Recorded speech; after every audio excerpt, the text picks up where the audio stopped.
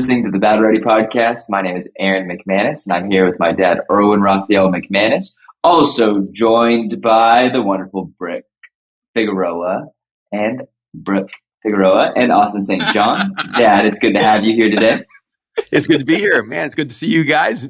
Happy holidays, Merry Christmas, and I'm excited to be back on Battle Ready. Finally, 2 weeks in a row, we're in LA, we're staying here. I'm not leaving ever again. That's never going to happen. Okay. All right, let's go. Let's jump into this episode starting now. So let's just jump right into this. Dad. Aaron. Do you have something to tell me? Is there something you'd like to confess? I don't know what I did wrong.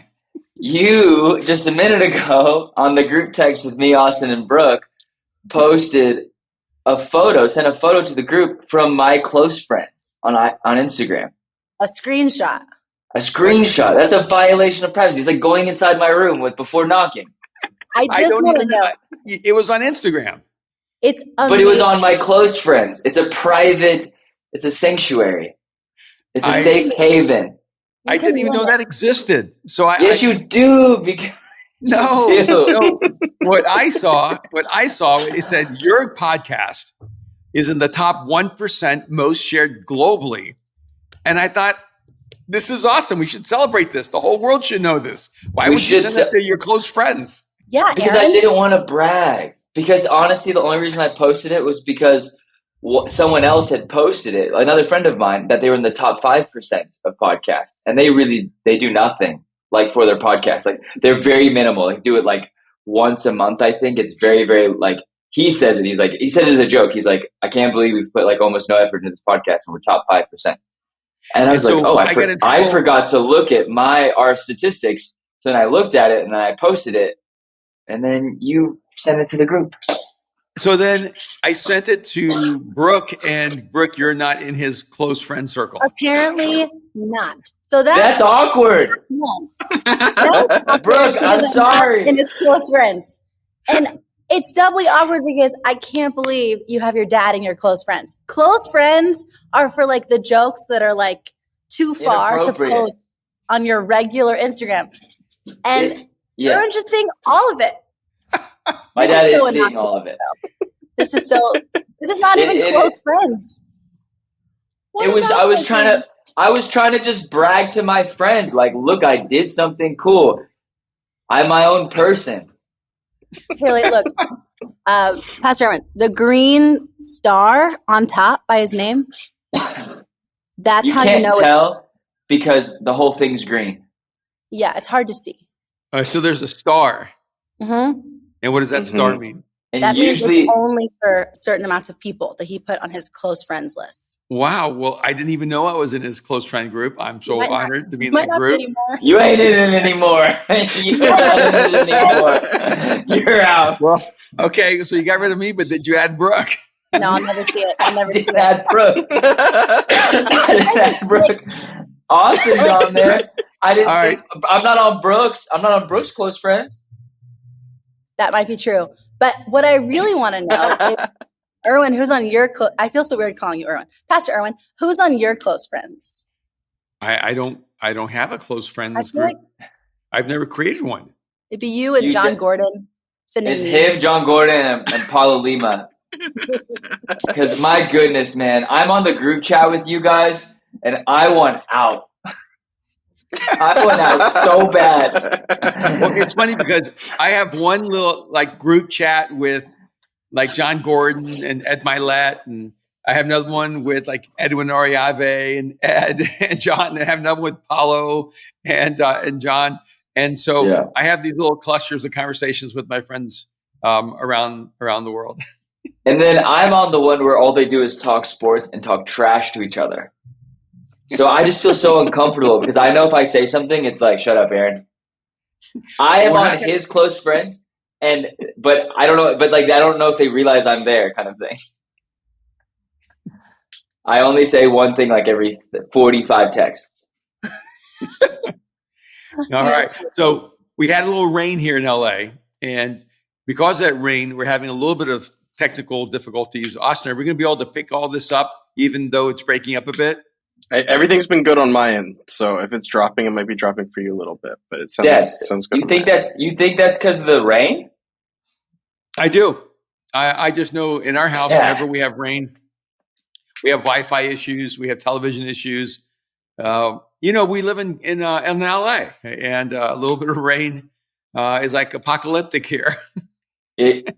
People will never understand this from the Midwest or the South, where like they actually deal with real conditions.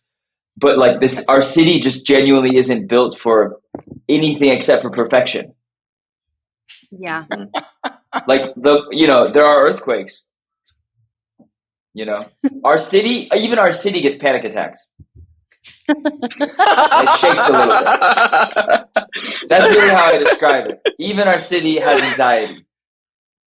There's Joe Smith just casually walking behind you in the background right there. We're not going to ignore that. Okay, so with all that said, close friends, that might be the title of this podcast. I'm not entirely sure. Who are the close friends in your life? And what do you not show your parents? That's really the question. They need to have close friends like tiered. Ultra Max, like tiered, like clearances, Well, close friends, acquaintances. Yeah. If you share this, you will die. I have a little segue if we want to go into a topic. Sure. Because we're talking about rain in LA, we're talking about different weather conditions, different parts of the country. And I saw this interesting piece of information that originally came from Sweden and from the Netherlands. And it said that the Netherlands have announced they will seize 3,000 farms in order to meet the 2030 climate goals. And so farmers are being forced to sell their lands that they've owned for generations and generations, and now will be owned by the state. Mm-hmm. And it's interesting because during the COVID outbreak and during the beginning of the pandemic, I was one of the people who said this. I said, what's going to happen across the world is the moment the virus becomes secondary, it's going to immediately become climate change. And we're going to immediately move into this massive global realignment around climate change. And when I look historically, whenever governments are taking over property, you end up in totalitarian governments. You end up with extreme socialism or fascism or Nazism or communism or socialism. And it's a dangerous thing. And so I just thought it was an interesting thing. Is it morally appropriate to seize 3,000 farms to meet the 2030 climate change goals? Is that now the overarching morality of we have to save the planet? So whatever we need to do, we need to do that, and it's then morally justifiable. And I don't know if either one of you had a thought on that, Aaron or Brooke, especially. But I just think that's an interesting thing. Is that going to be the new trend that governments are now going to limit our freedoms? They're going to begin to control our movements and activities under the umbrella, or I could say the guise of meeting climate change goals. They're considering. Come on, Greta, let's hear you. No. They're considering them like peak polluters, is what they're calling them. And the nitrogen minister, which is a hilarious title, said that farmers are going to be offered more than 100% of the value of their farms to quit, but they have until the end of the year to either innovate to drastically reduce emissions, transition to a new business, relocate, or voluntarily stop. And if they don't do any of those things by the end of the year, next year they'll be forced to buy them out. Forced buyouts is what they're calling it. And so whatever language you use, the government is going to confiscate their wealth, their property, for their overarching political goals. Yes. Well, yeah, tricky to say political goal. Yeah, it's a political goal. Would say why? I think they would say it's an environmental goal. Yeah. What's the difference? Well, it's the means in which it is done makes it political. Once you become an authoritarian dictatorship, when you start imposing the laws on the private citizen like this, it's a political action. It's not an environmental action. I don't know. I have nothing. I don't care about this. They're the Netherlands. I live in America. I literally don't care. It's not even that I don't. It's not. No, let me. What? Go ahead. You know what I'm going to care is when our socialist government decides to let's act like Netherlands. That's what it's going to be. They're going to be used as a model. Okay, right, hold on. Because okay. I said this a few years ago. I'd like to redact. A few years on Battle Ready, I talked about the Chinese speaker at TED who talked about how China has now the technology for citizens to report each other to the government when they're not meeting the environmental climate change goals. And so now they've created a system of patrolling and policing every single citizen. And at the TED conference, which is supposed to be the epitome of liberalism and freedom, they were advocating this level of a police state in the United States. Now the Netherlands are creating a police state where they're taking farms away. It is odd that Bill Gates is spending so much money buying the farms across the United States. And I, as a nation, historically, you know that it's the mid-America, it's the blue collar, it's the farmers that actually keep the United States a really free and healthy democracy. And if you don't produce your own food, and if you don't have the capacity to take care of your own people, you're now a slave to other nations' productivity. And so what is the Netherlands going to do if they're going to seize whatever 3,000 farms? And are they going to become dependent on China or Russia or someone else to provide their food? Who exactly is going to farm it? If no one can farm it, how are we going to eat? And if you're going to eliminate farms based on environmental issues, what about the millions and millions and millions of people who are starving to death around the world? Are you completely indifferent to the global poverty that's taking place outside of the environmental issues? Okay, a couple questions. You're very heated about this, and this is a hot take. I appreciate it. I understand it. I receive it. I hear you. Just want you to know. But also, I don't care. And this is why, because someone called me grumpy on YouTube, and you know what? I am sometimes. And this is why. The only thing about the Netherlands that I like is that they aren't in America. And that they're not America. No, you love. I do not love their soccer team. Their soccer team embarrassed us at the World Cup. I don't like anything about them except for the people that I'm sure are wonderful. No, but here's the thing. The reality is that this is a case study for what is going to happen around the world. And that's the primary issue, right? Is that we let these wonderful but smaller countries lead the way in certain aspects, but then it isn't really applicable to what goes on in our country. Maybe not even close to what's going on in China, right? Because obviously we know that China is one of the biggest, has had the biggest industrial revolution in their history over the last 50 to 100 years. And they're probably producing more waste and more, like, causing more damage to the environment than almost anywhere else in the world.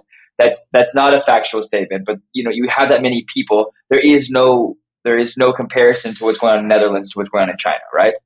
Especially with all of the protests, and they're like revealing all of this new data around the government-backed factories and XYZ. I guess the capitalism branch of China. When it comes to the U.S., I know that we have to look at ourselves first. One of our biggest downfalls is the fact that we try to provide or police the entire world.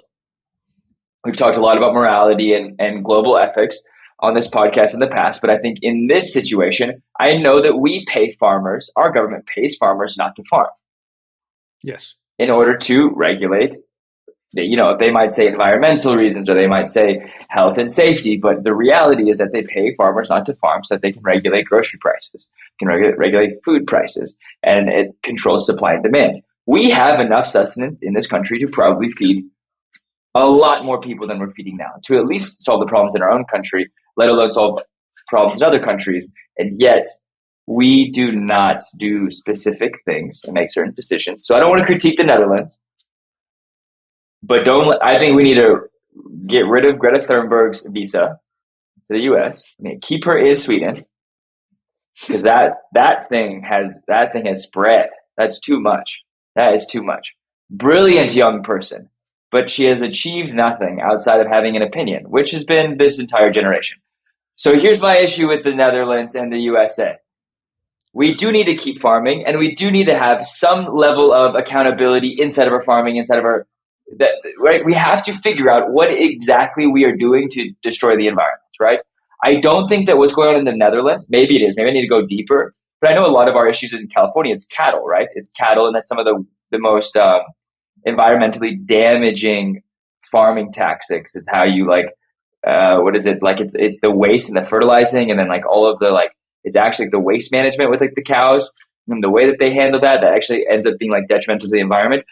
Who decides these things? Who should decide these things? Should Greta be on a board that essentially leads the world, the Netherlands and the US and China, and then regulates? I don't really know. At some point, I guess the question that I have here is, at some point, will all of these countries come together and create a sustainable, environmentally friendly board of United Nations? Is that what they're talking about? I don't know. I need to do some more research.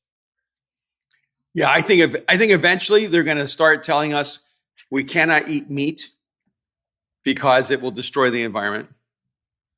Well, and now Beyond Meat is going to have profit loss. It's destroyed the value of its IPO because it's not doing well. No one wants to eat plant-based meat. No, it's terrible. The reason it's called the Impossible Burger is because it's impossible to swallow. No, honestly, if the food was,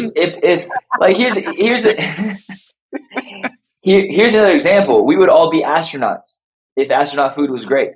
We would all be vegans if plant-based food was great.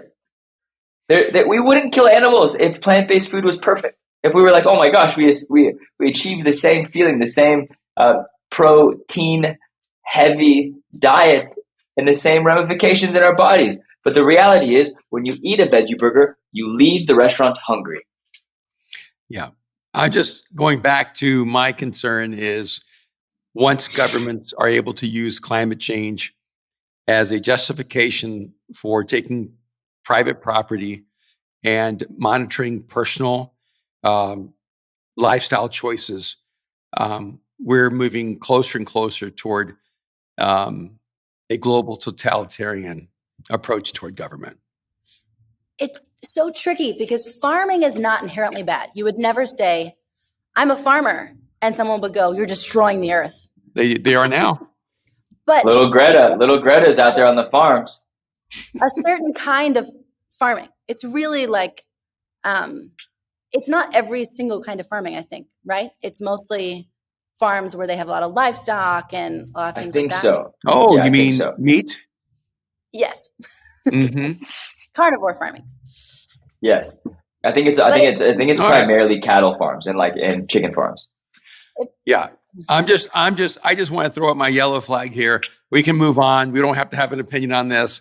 I just want to go on record that I think that we're going to look back someday and realize that in the same way that COVID and moved us toward quarantines where people were unquestioning in the loss of their rights and freedoms, we're moving toward a day where climate change is going to become the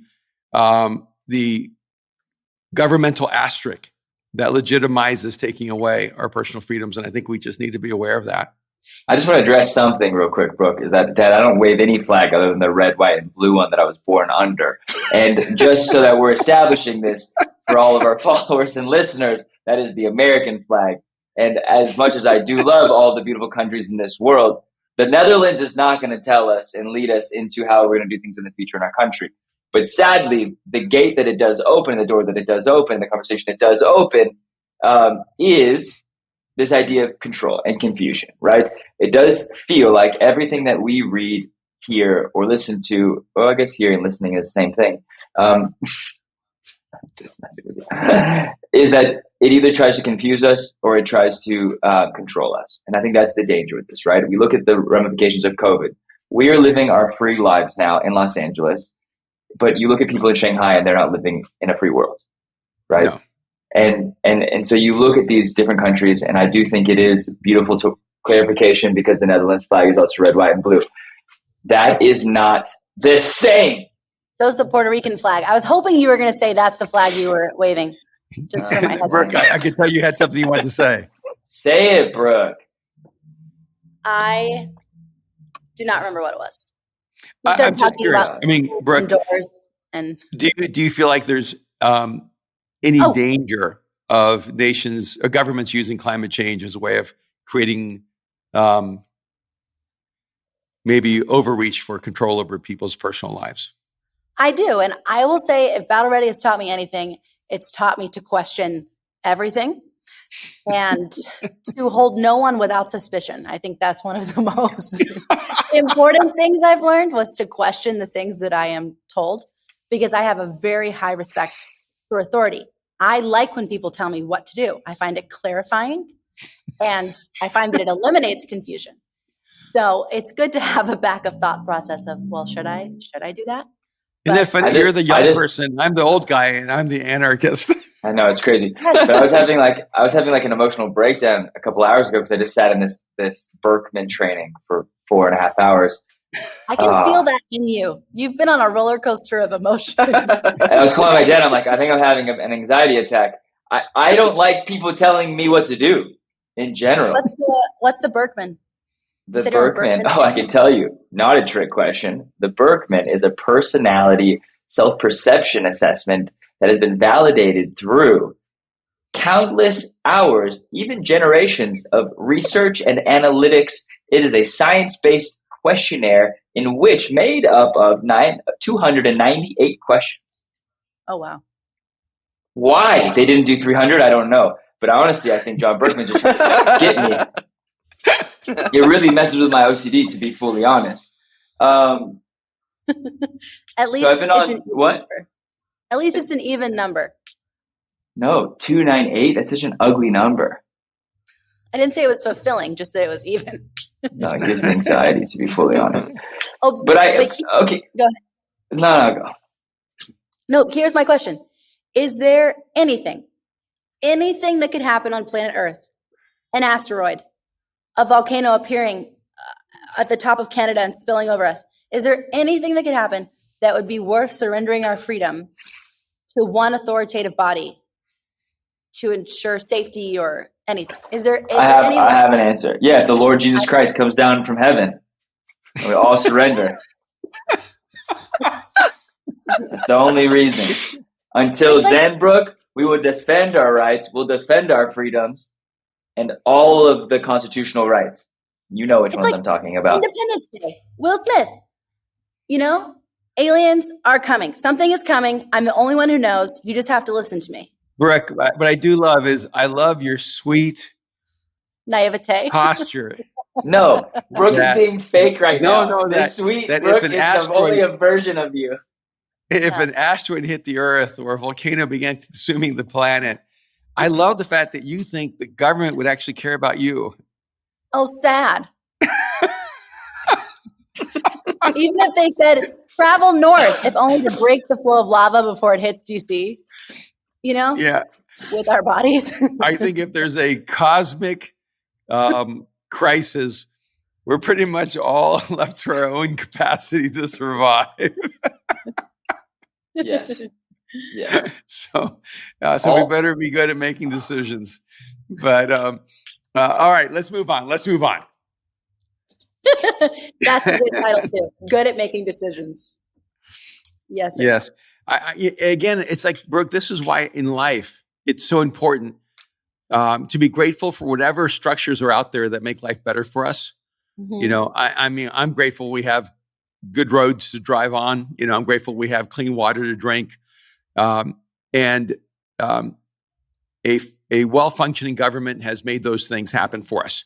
Mm-hmm. So there are definitely things that we need good government to make happen. And just on a serious note, so I'm grateful that somehow, as imperfect as humanity is, as imperfect as any government is, the fact that we have made the quality of life better and better is pretty extraordinary.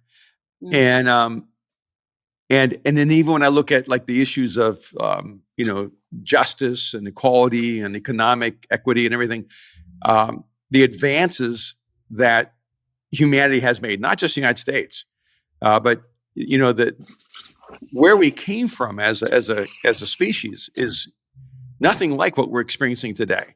And we have a better world, and we're moving toward a better world, and people are expecting the governments have social responsibility, and that they put the freedoms and the rights of individuals above the government's own power. So I have a question. Yeah. So we don't know enough about the details to know what kind of farm practicing that they're conducting, but should there be regulations globally on how countries do affect the environment? Because to some degree there are, there's probably UN summit commitments that countries make.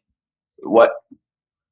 For the countries that agree to work together to solve it, they are. Yeah. Right. But at some point, Dad, right? Because California has just said that they're no longer going to be selling, gas-powered cars, diesel-powered cars from 2035 in Los Angeles. You cannot buy them.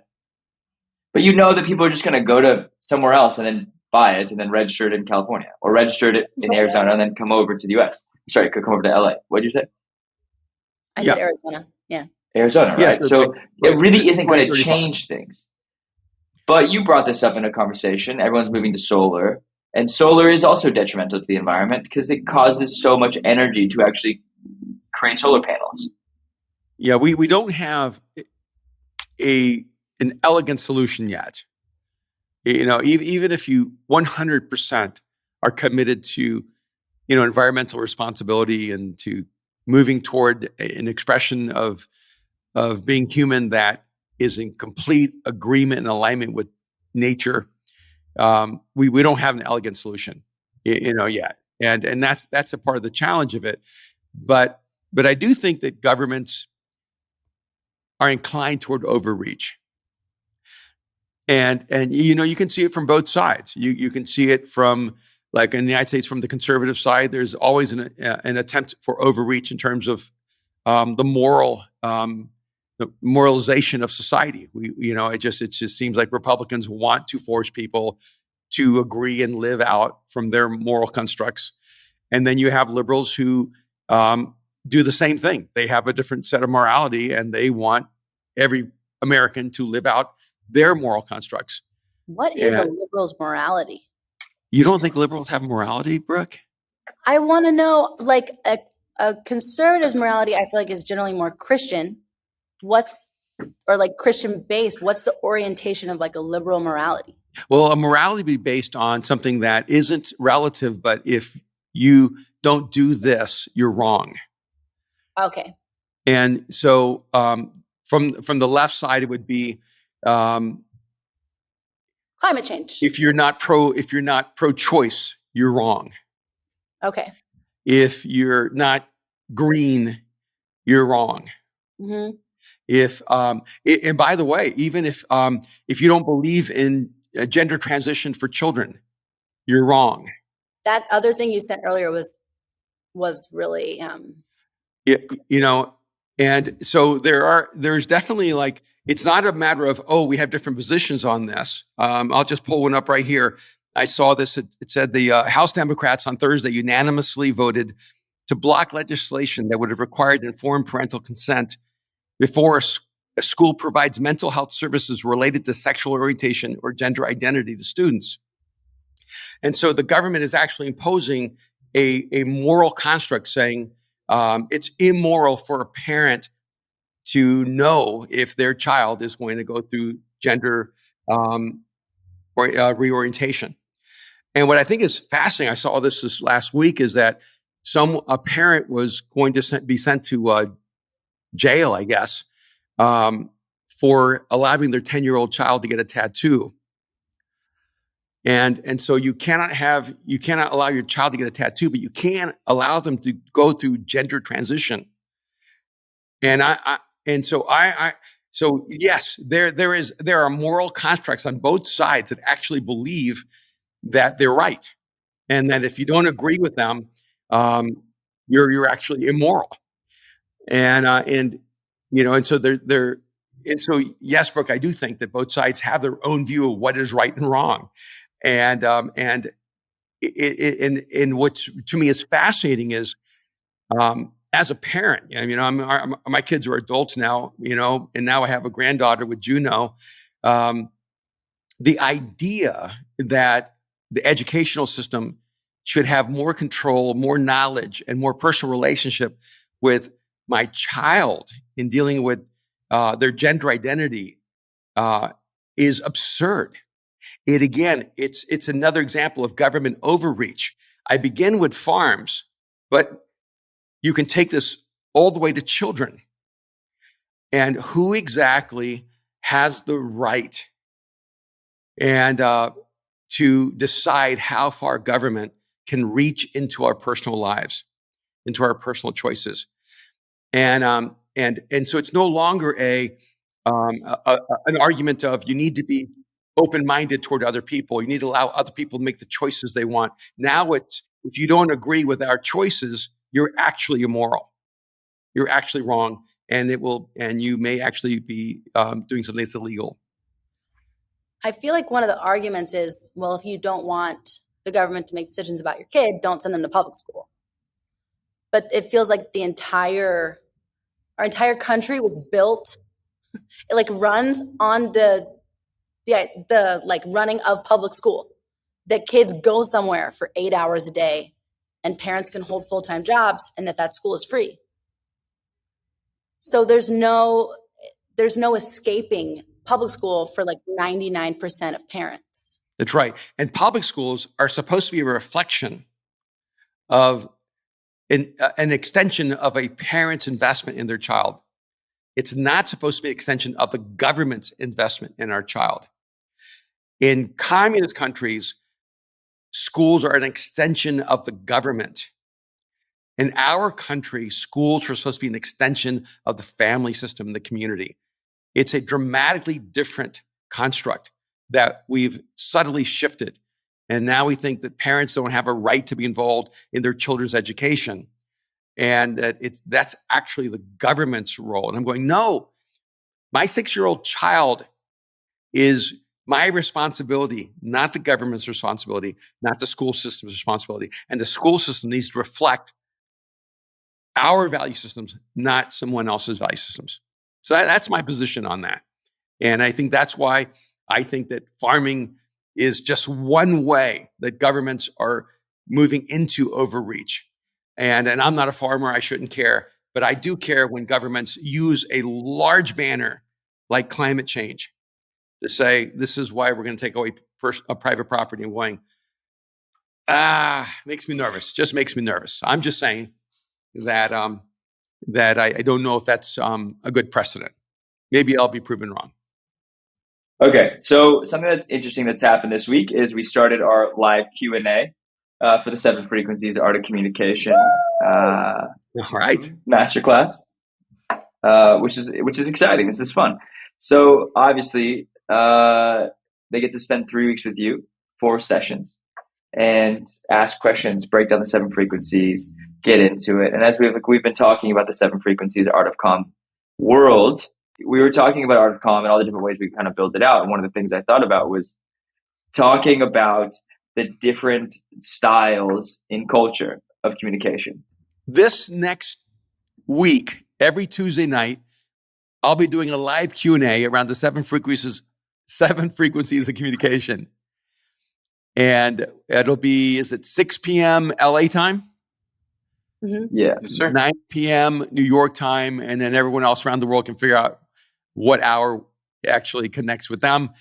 And everyone who has purchased the 7 frequencies gets to be a part of this live Q&A. I want to encourage everyone to join us. It's going to be so much fun. By the way, I think it's interesting. There's this article. I'm going to make the strangest connection between the World Cup and the 7 frequencies, because there was an article that came out that said the unique thing about this World Cup is how every single team has a different style. And so you even see like a cultural expression between England and France and Brazil and Spain and the Netherlands. And when you're watching these different teams play, you actually see almost a cultural expression of who they are. And it's almost as if all these teams play on a different frequency, which is kind of fascinating to me. But that's interesting that you say that, because I feel like they actually all speak the same language when it comes to they all speak the same language. They all speak the same language, even when they're speaking different languages inside of their own, I guess, culture. The same language is football. They all speak football. They all complain about the same things. They all fall in the same penalty boxes.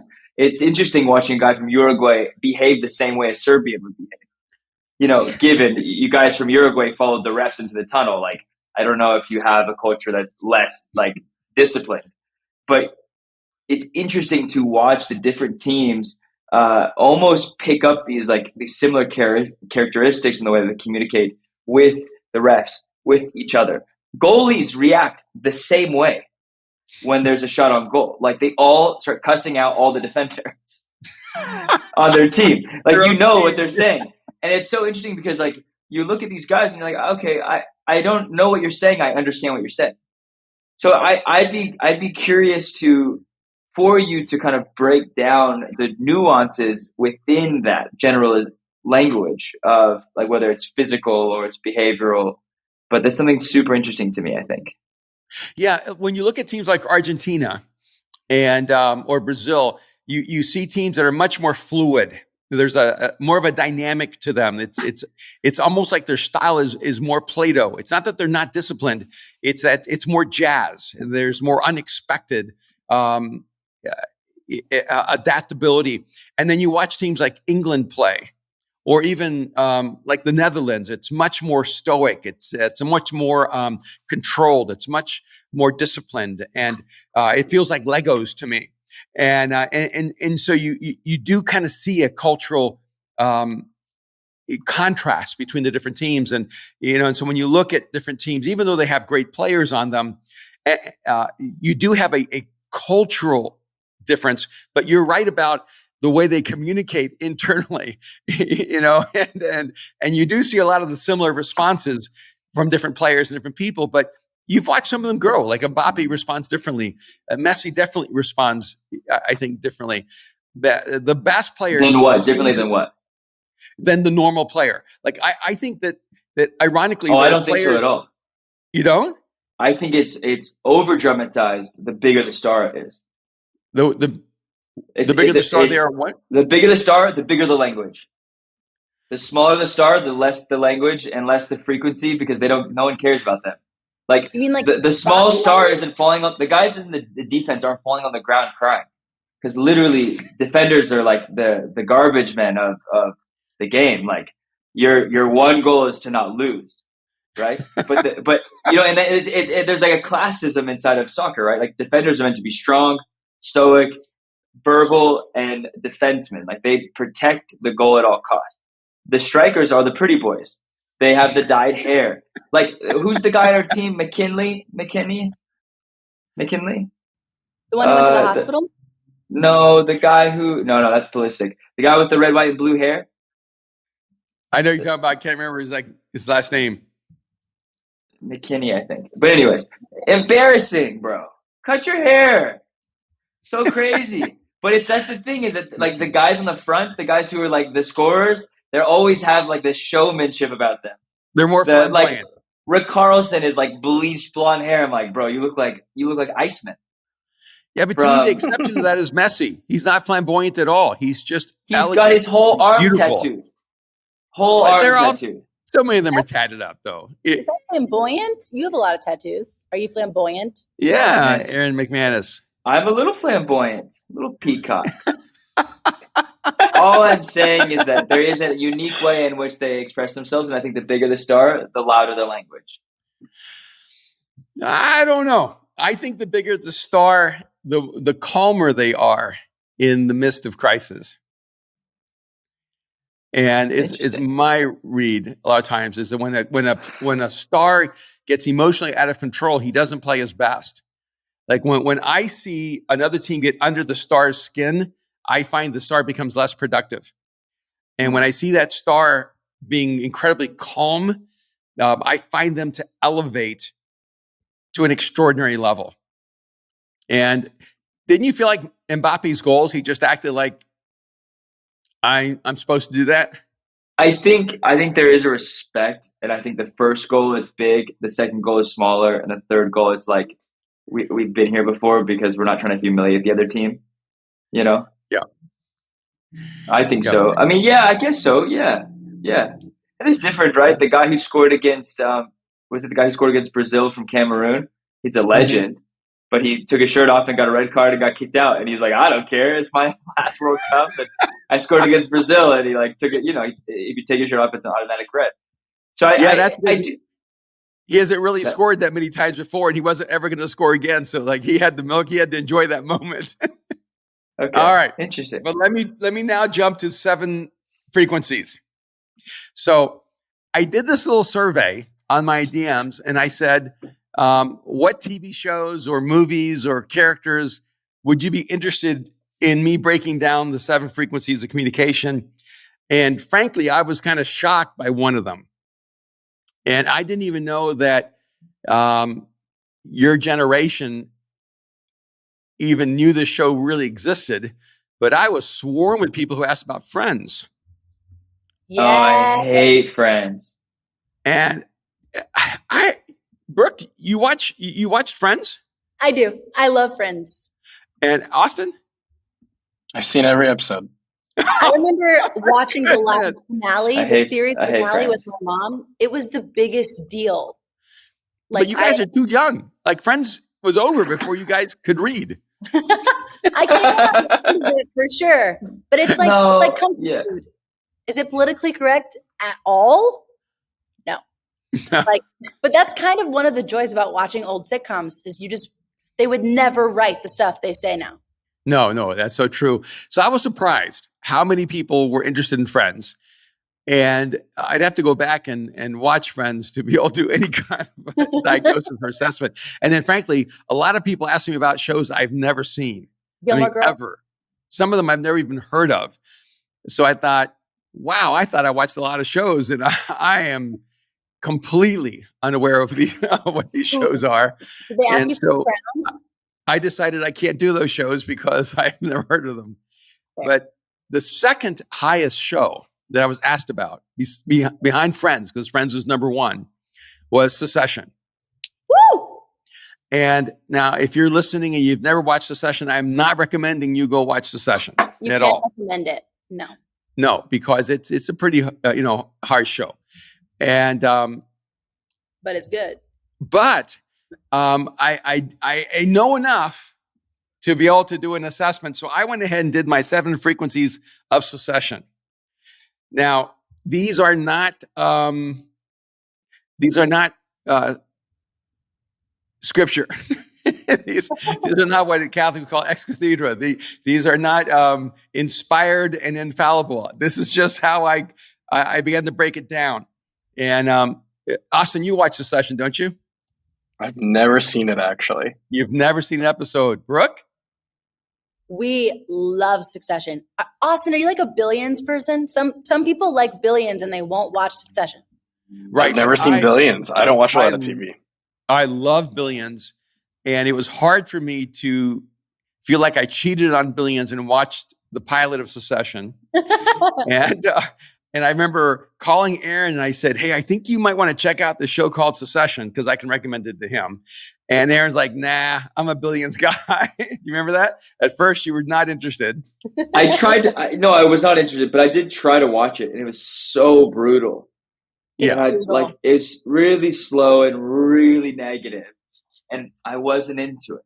So And on the other side, I think I was already, 3 or 4 seasons into Billions, and it's definitely not, from the outside looking in, it's similar, but once you're inside, you realize that you're looking at 2 very different machines. So the 2 closest shows I would say are Succession and Yellowstone.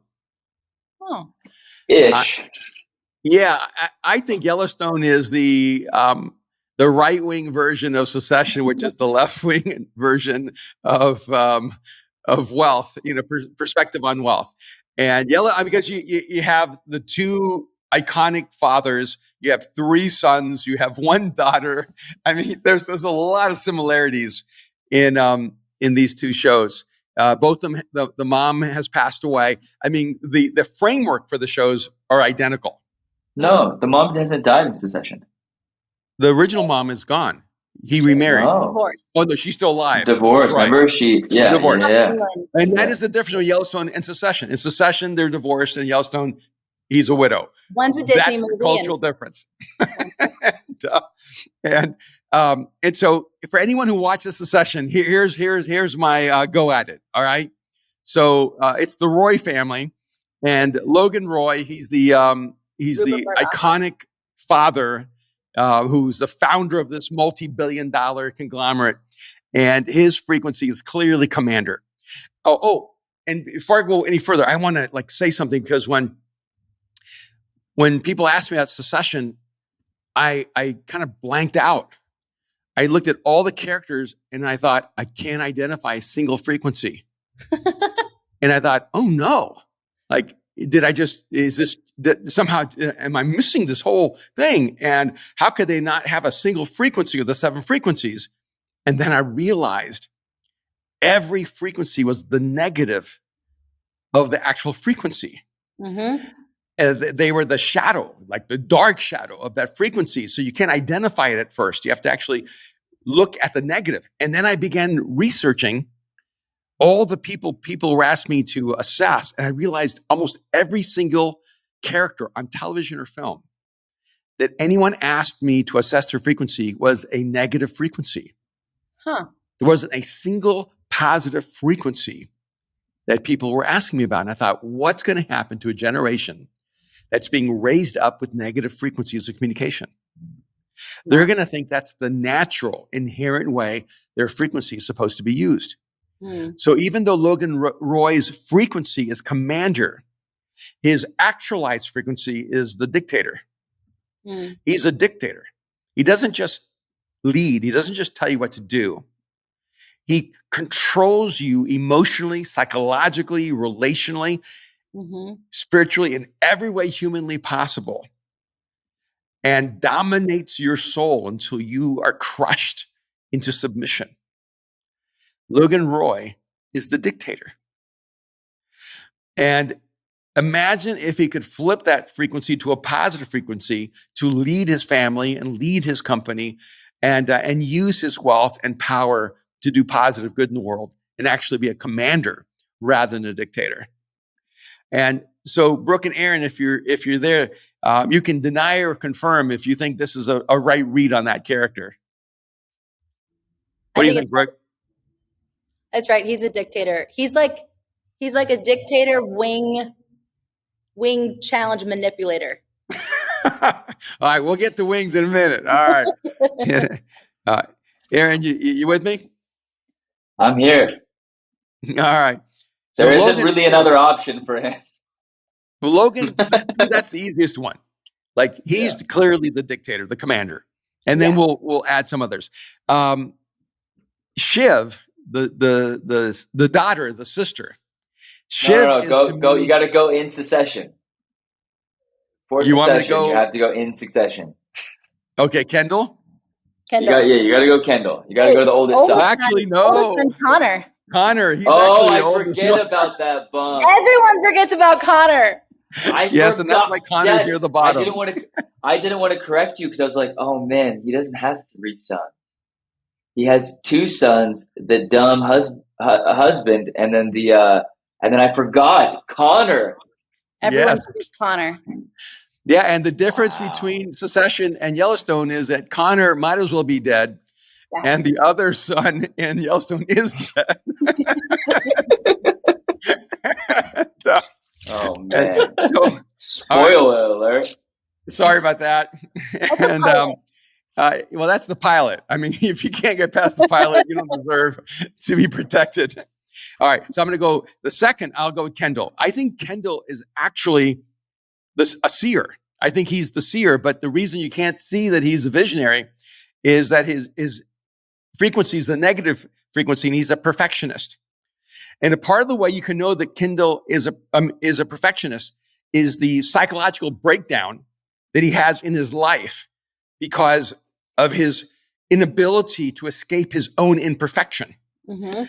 And so what I see so oftentimes is that people who are actually seers, who are natural visionaries, who are crafted to see the future and create it, they actually self-destruct because they're so unforgiving of themselves to not be able to live up to their vision, not be able to live up to their ideals, that they actually allow their perfectionism to crush them and destroy them. And so that's why I think Kendall is actually a perfectionist. He actually has the frequency of a seer. And then there's this one hilarious scene where he tries to cast vision, and it's so disturbing that you're wondering what's he talking about. He's a broken seer.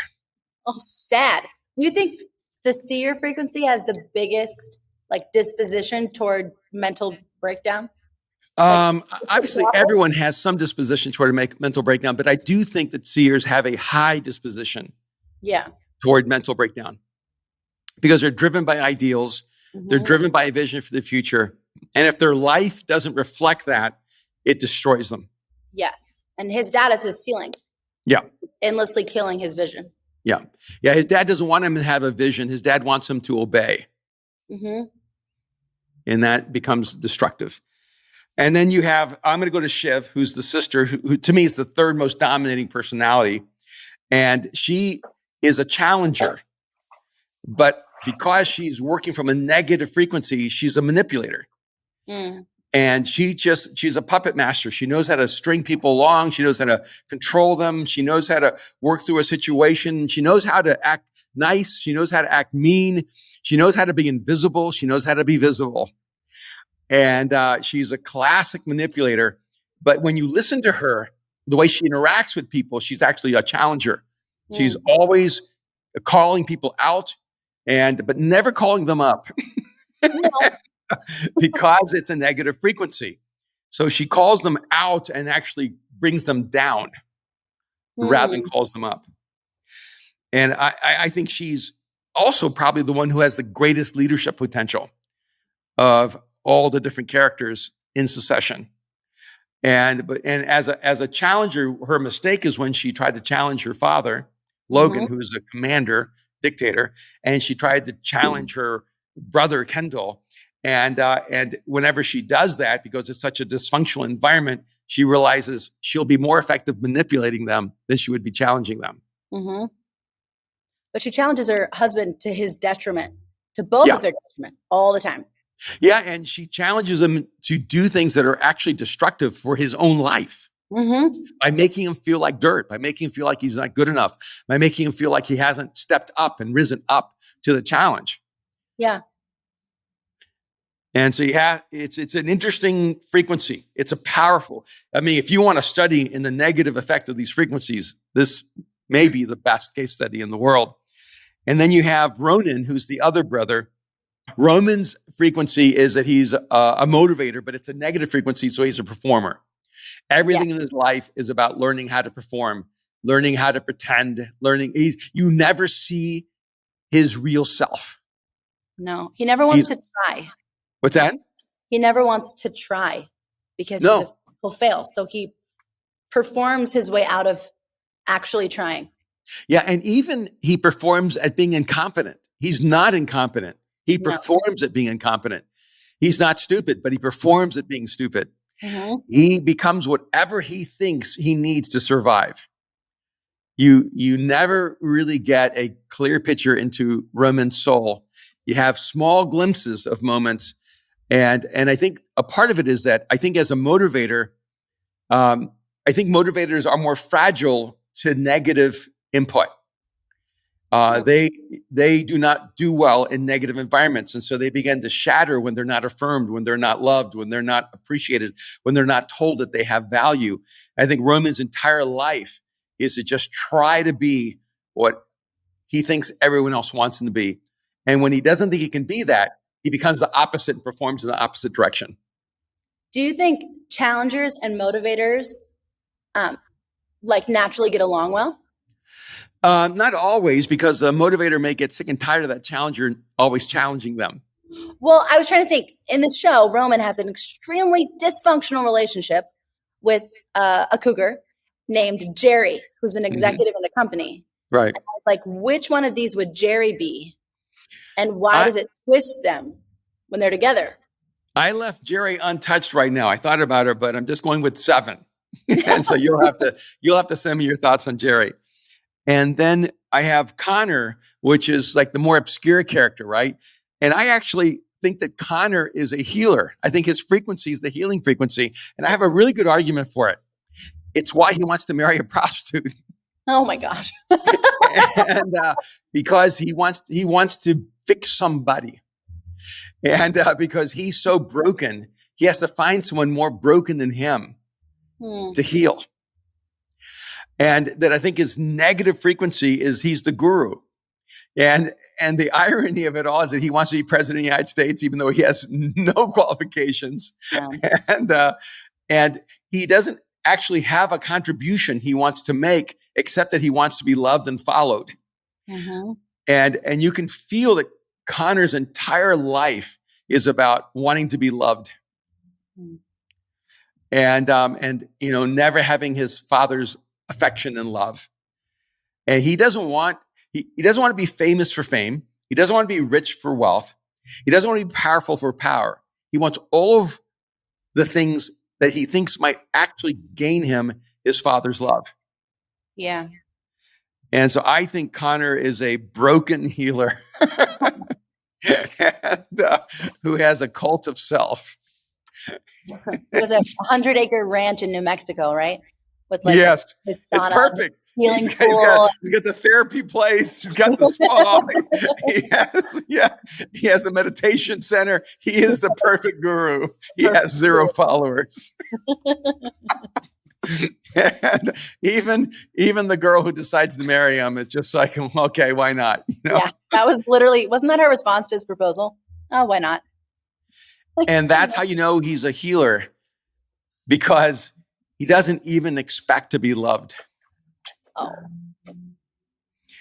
And he just wants someone who chooses him. Sad. And then I have Tom. Sweet Tom. And Tom is my professor. And his negative frequency is that he's a micromanager. And, Tom is afraid to be right. And he's afraid to be wrong. Tom is just researching and trying to figure out what information he needs to survive. and because of that, what's so ironic about Tom is he micromanages all the wrong things. All the wrong things. and so he's fixing things that are too broken for him to fix. And he knows that his wife, Shiv, doesn't love him. Yeah. But he knows that he brings enough to the table for her to, in a utilitarian way, to need him. Mm-hmm. And so I picked Tom as my professor. He's my micromanager. He's my guy who lacks a big picture, and he doesn't really know what he wants out of his life. He's just trying to get enough information to survive. And any thoughts on my guys so far? No, I think you are the creator of the test. Yeah, we're not going to disagree with the creator. No, disagree. All right, so I think it's a unique look at things, because I think it's obviously a cast and a character group that's completely negative, with glimpses of hope that are absolutely destroyed by more negative. Yes, that's so true. or childhood trauma. So what do you do when you're stuck in the negative of the frequency? You call it kind of the shadow self or the dark shadow. Well, let me give you my last one, then I'll answer that question. Is that okay? I mean, you were going to do what you wanted to do anyway, so. I don't really know why you asked me what I thought. I tried to carry a conversation. Here we are. All right. What do you do when you're in the negative? First of all, if you're using your negative frequency all the time, you're probably in a negative environment and a negative culture. So my first thing is get out. Get out of that environment. What if you're the one creating it? Then get it out of you. How do you know if you're the one creating it or if you're in a toxic environment? That's actually a really good question. Because I think anyone under the age of 27 would say my environment's toxic, so I have to leave. Yeah. One, I would say that you get to say that twice. And, if you said that 3 times, it's you. If your parents were toxic and then your job's toxic and your high school was toxic and your girlfriend was toxic, it's you. So if everything around you turns toxic, you're what's actually making the water toxic. You're poisoning the well. You're poisoning the well. So you have to, but by the way, that doesn't mean you're the only one that's toxic. It's probably that you surround yourself with toxic people because they're the only people that don't judge you. They're the only ones that don't hold you to a higher standard. And so if you're going to be toxic, you have to be around toxic people. Otherwise, people are going to call you out. Or people are going to throw you out of their friend circle, their group circle. And so I think some of it is you have to begin to take ownership of your thoughts is the beginning point. Because you can't take ownership of your words until you take ownership of your thoughts. Mm. And if your mind is always going to negative, toxic information, if your mind is always talking, if your self-talk is the negative frequency, then your group talk is going to be the negative frequency. So you have to begin by changing your self-talk. And this is really true. I know it sounds a little bit of like a cliche, but you need to stop listening to yourself and start talking to yourself is the way people would describe it. Mm. That you need to stop listening to the inner voices that are negative and start talking to yourself and speaking to yourself from a positive frequency. And so if you're a pessimist, you need to realize all your inner voices are going to be a pessimist. But you have to actually then begin to speak to yourself from a new place, new ideas, new thoughts, new dreams, new future. And so if you find yourself, even like if let's just say you're in the negative space of being a performer because you're afraid people won't accept you and love you for who you are, you have to begin to reverse that internal self-talk. Stop performing to yourself and start telling yourself the truth about what you're feeling in life, what you want to accomplish in life, and what you want to get done. And one of the things that I found that really makes a difference is making promises to yourself of things you're going to do that will bring behavioral change to who you are, and then keeping those promises to yourself. Because it is an amazing thing that when you make a promise to yourself and you keep a promise to yourself, it actually makes you stronger. And you really don't keep promises to other people if you don't keep the promises to yourself. What's an example? And so I think that's a good starting point. All right, so Aaron, I answered your question, so I'm going to go to number 7 because number 7 is my albatross. Number 7 is my unicorn. One of my questions. Okay, that's fine. All right. Well, my number 7 is Greg, who's also a main character, and I think this is like my secret weapon. I think Greg is a maven, and I know that's crazy. I think Greg is going to be the surprise character that actually has some super inventive, creative, futuristic, mind-blowing idea that in some season is going to shape the game. Because Greg's negative frequency is that he's a pessimist. Greg thinks something bad's going to happen to him every day. Something bad does happen to Greg like every day. He's like a magnet for bad things. He thinks bad things are going to happen. Bad things happen. It reaffirms his worldview. And by the way, if you think bad things are going to happen to you, bad things are going to happen to you. You will be a magnet to like negative consequences in your life. And so I look back and I think, okay, I used to be very depressed when I was a kid. I really struggled with negative thoughts. I struggled with terminal thoughts and really destructive thoughts. And I didn't begin to change externally until I began to take control over my inner world. And I started creating disciplines saying or telling myself positive things and forcing myself toward positive perspectives. I began reorienting what I looked at and looked for in life. I looked for beautiful things. I looked for inspiring things.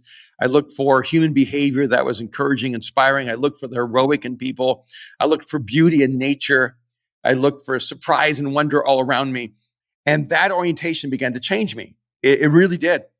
And so, Aaron, if I think I'm trying to answer both your questions, that what you do when you find that you're the toxic person is you have to own it. And maybe you have to have someone in your life that's a friend that is in that inner friend group on Instagram. Close friends.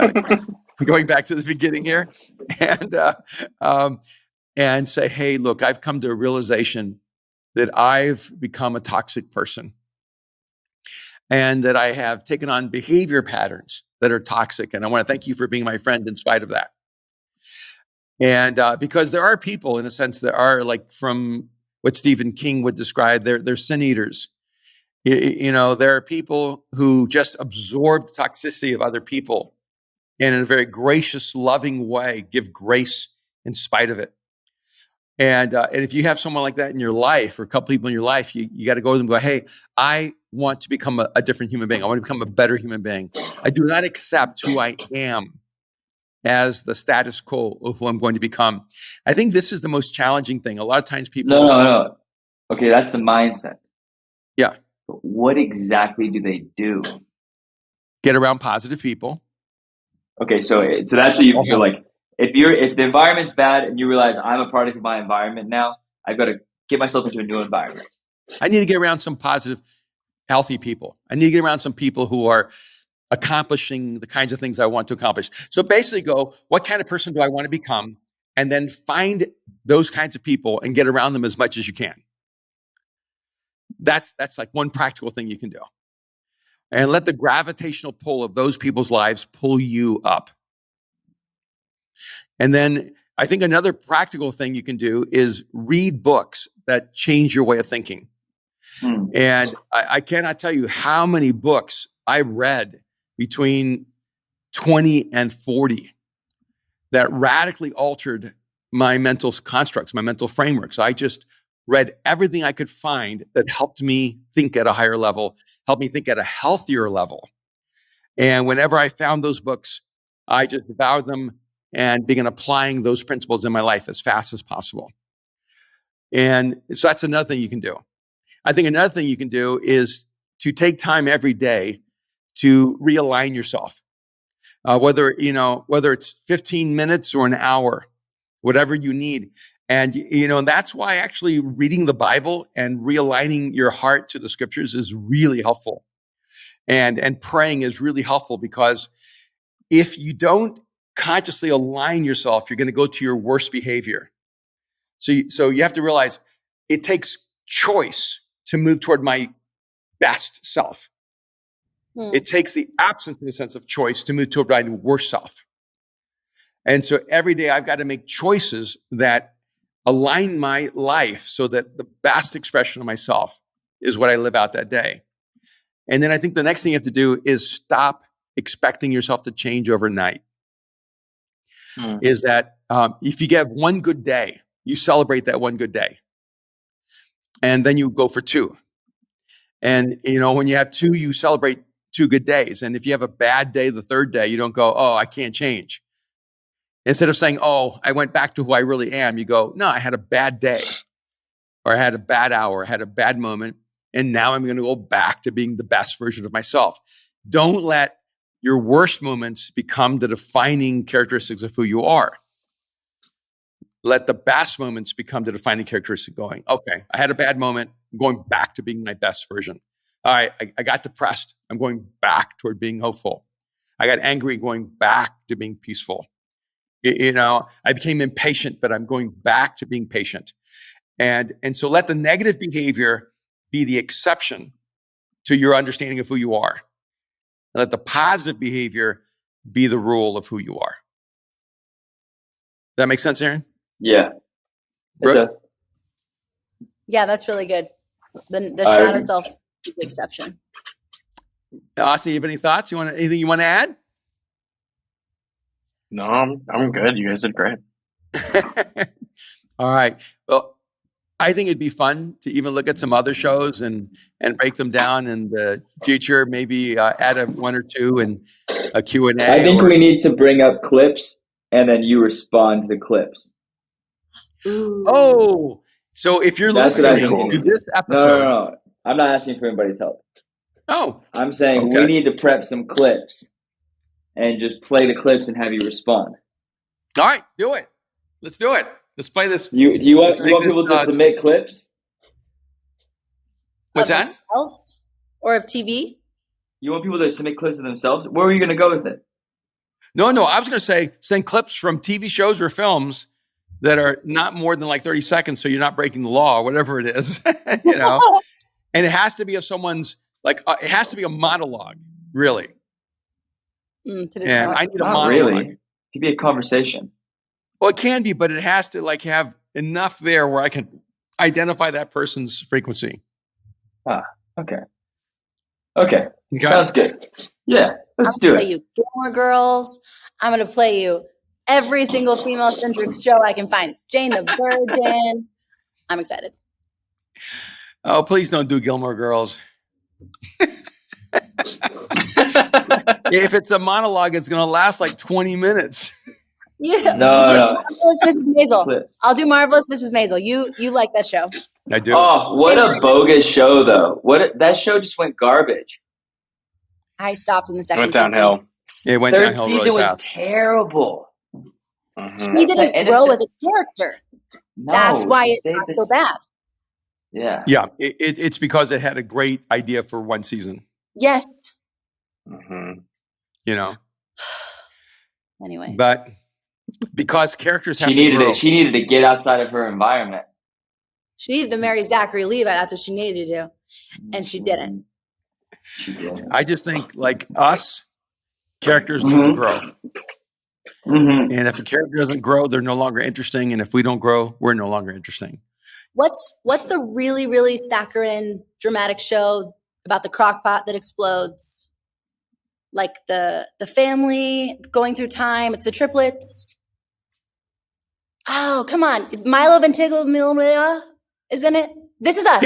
You can't even say his name. No, I can't. Who can say that? Oh, This Is Us? No. You said Us, and I was like, so sad. That's like that's a story show. Every time I watch that show, I just want to go home. This Is Us is a great show. I'll be at their house and they'll turn it on and I'll be like, why? Why do we want to be sad together? This doesn't make any sense. Right. We should break down Ted Lasso. Motivator. That'd be a good one. No. Roy. I want to know Roy's. Is that the guy's name? All right, that's going to be for the next episode. Come on. Okay. Next. We got excited. Okay. Guys, thank you so much for checking out the Bad Writing Podcast. We're so grateful to have you. Thank you to all of the Patreon members. Thank you to everyone who writes and rates reviews. Rates us on Apple Music, Podcast, Spotify, and gives us a thumbs up and subscribes to us on YouTube. Thank you guys so much. If you haven't, do it. If you didn't hear the beginning of the episode and only tuned into the end, because why would you do that? We're in the top 1% of podcasts in the world. That's because of you guys. Is it shared? The top 1% of shared podcasts. People send it to their friends. Wow. More than 99% of other podcasts. That's amazing. Thank you guys so much for sharing the podcast. Yeah. That's amazing. That's so good. So go and do it again, because let's get into the 0.5%. Let's have an even better 2023. And really, genuinely, everyone who listens to the podcast, we love you. We're so grateful for you, and we are out of here. All right. Take care. God bless.